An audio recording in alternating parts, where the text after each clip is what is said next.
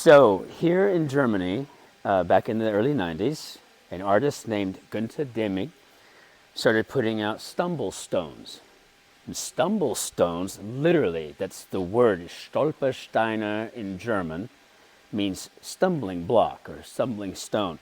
And what they are, they're these little 10 centimeter concrete cubes that take the place of other cobblestones, and they have a brass plate that has the name of the victim of the Holocaust.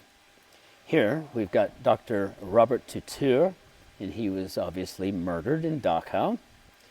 But now what would be a presumption is that his son, Herbert Tutur, born in 1919, was able to flee and literally überlebt, got away, first to England and then the United States, which means we should probably be able to find him on a census roll. Let's take a look. Let's learn something. One of the main takeaways from this would be to make it your responsibility to educate yourself, become a lifelong learner. So we are going to be talking about understanding history today on the Gentleman Bon Vivant.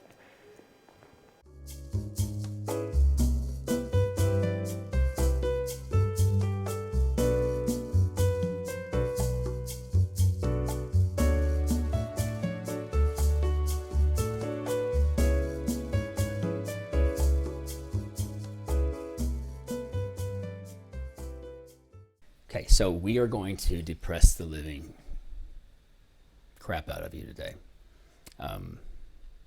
Would you say? Pretty sad, pretty depressing. We don't have to always be depressed when we learn the history around us or to try to understand opposing viewpoints or how something happened, like a war or an era, however it was defined. But sometimes it can be happy, like, oh, look, it's a beautiful castle that they've built here. Yeah, it's so beautiful. And then you think, oh, somebody had to build that. Wonder who that was. Wonder how many people died. I wonder how many actually got paid. Exactly. Or were they Probably just none. Someone lorded over them and said, build me a beautiful whatever. And then Just because you love me.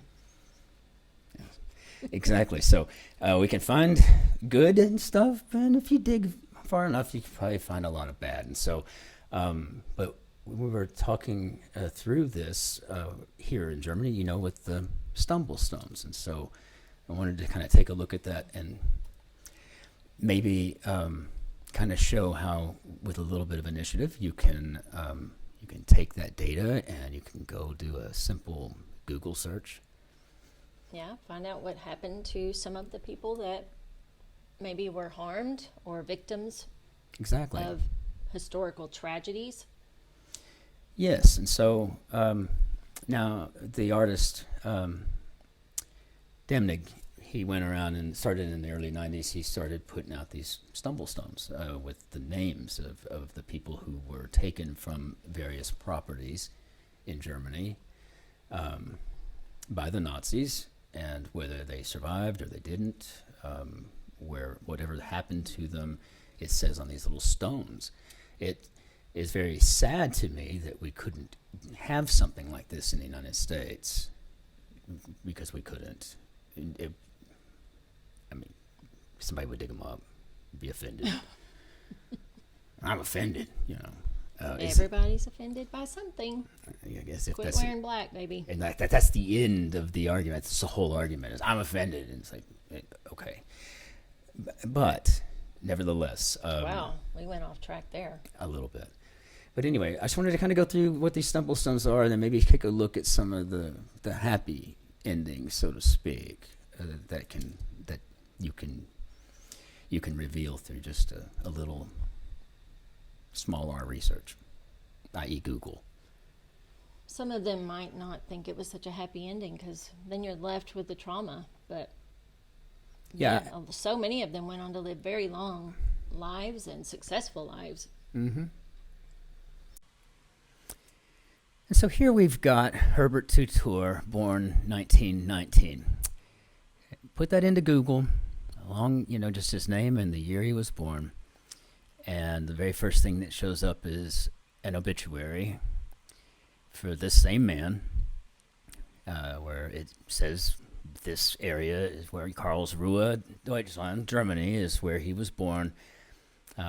They do mention down here at the bottom that memorials can be made to the local Jewish Life Foundation.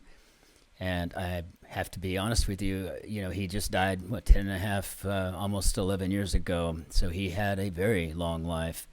And that's a really pleasurable thing to be able to see how the chapter actually played out.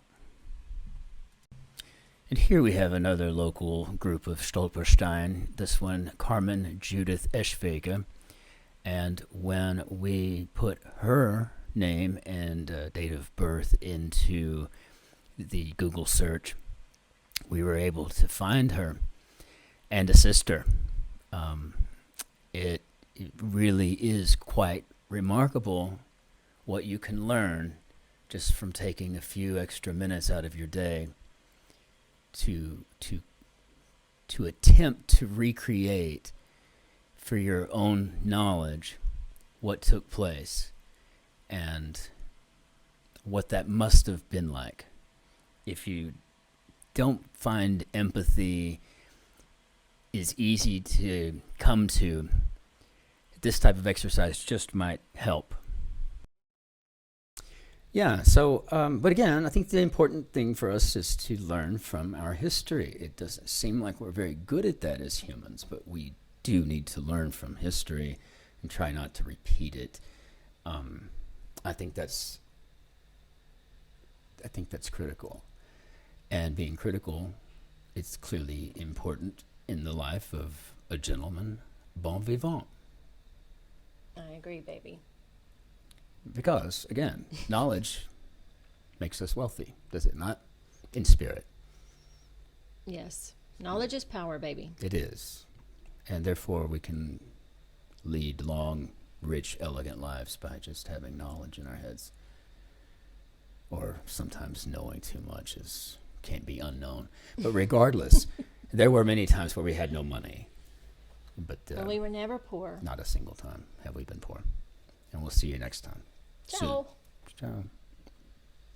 Arrivederci. Au revoir.